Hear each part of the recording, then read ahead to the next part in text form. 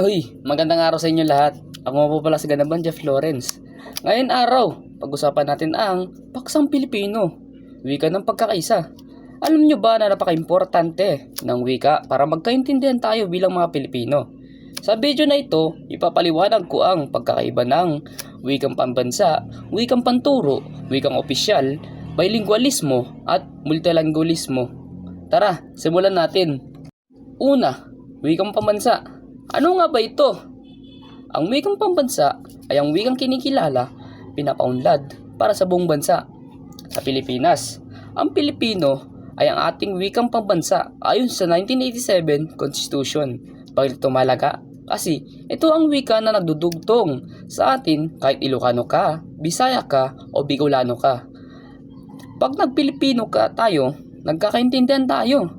Kaya masasabi natin ang Pilipino ang tulay ng pagkakaisa.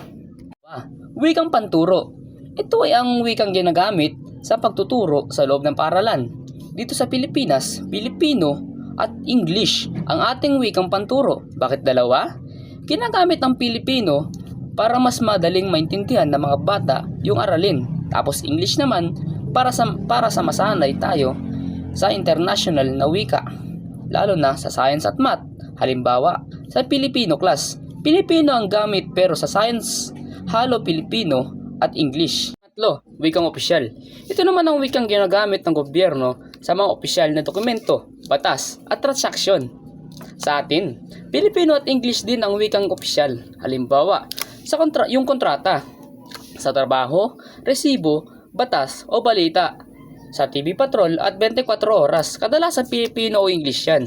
Layunin nito maging formal, malinaw at maintindihan ng lahat ng mga Pilipino. Pangapat, bilingualismo. Ang ibig sabihin nito ay ang kakayahan ng isang tao na gumamit ng dalawang wika. Proud tayo na ang mga Pilipino ay bilingual.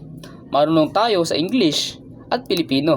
Halimbawa, sa bahay, Pilipino ang salita natin. Pero pagdating sa school o trabaho, English na.